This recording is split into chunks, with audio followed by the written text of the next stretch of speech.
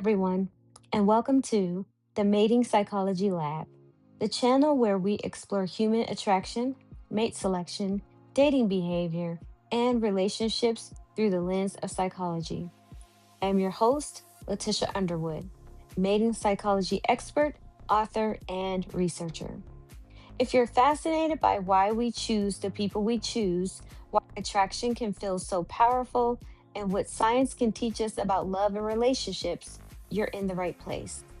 Before we get started, make sure you like this video, subscribe to the channel, and turn on notifications so you don't miss future discussions on the psychology of mating, attraction, and relationships. Now, let's answer a question that has fascinated humanity for thousands of years. Why do we fall in love? Most people think they're making conscious decisions when choosing a romantic partner. We tell ourselves that we're attracted to someone's personality, values, sense of humor, or appearance. And while those things matter, psychology and neuroscience suggest something much deeper is happening beneath the surface. Long before you're consciously evaluating someone as a potential mate, your brain is already gathering information.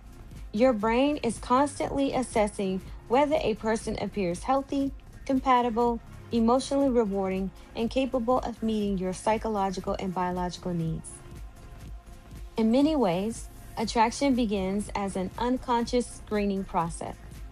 From an evolutionary perspective, our ancestors faced a simple challenge: choose mates who increase the chances of survival and reproductive success.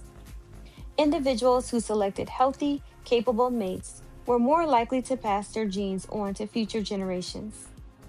Over thousands of generations, natural selection shaped psychological mechanisms that influence who we find attractive. But attraction isn't just about reproduction, it's also about the brain. When you meet someone you're attracted to, one of the first things that happens is the release of dopamine. Dopamine is the brain's reward and motivation chemical. It creates feelings of excitement, anticipation, focus, and desire. This is why thinking about someone you're attracted to can feel energizing and sometimes even consuming. The brain begins treating that person as a highly rewarding experience. As emotional connection develops, another important chemical comes into play: oxytocin. Oxytocin is often referred to as the bonding hormone. It helps create feelings of trust, closeness, and emotional attachment. This is one reason why shared experiences, physical affection, and emotional vulnerability often deepen romantic bonds.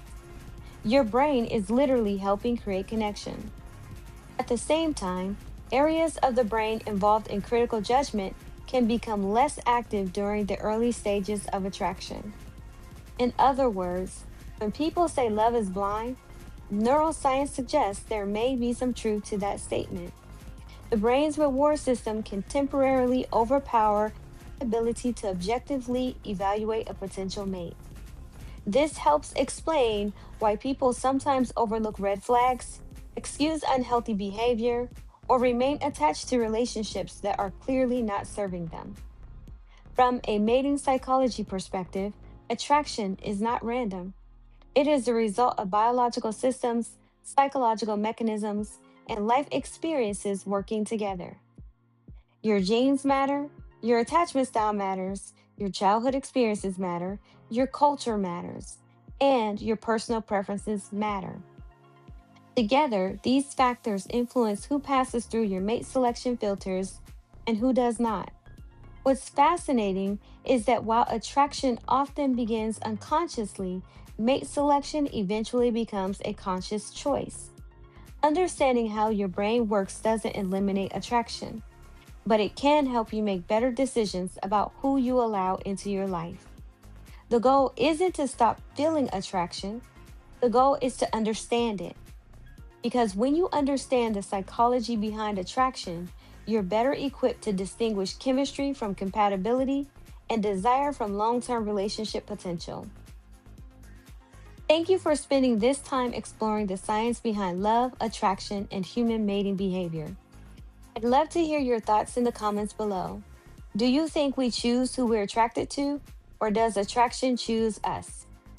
As you reflect on today's discussion, remember that awareness is one of the most powerful tools we have. The more we understand the forces shaping our relationships, the better equipped we are to build connections that are healthy, intentional, and fulfilling. Thanks for watching. I'm Letitia Underwood, and this has been the Mating Psychology Lab. And always remember to date smarter, not harder.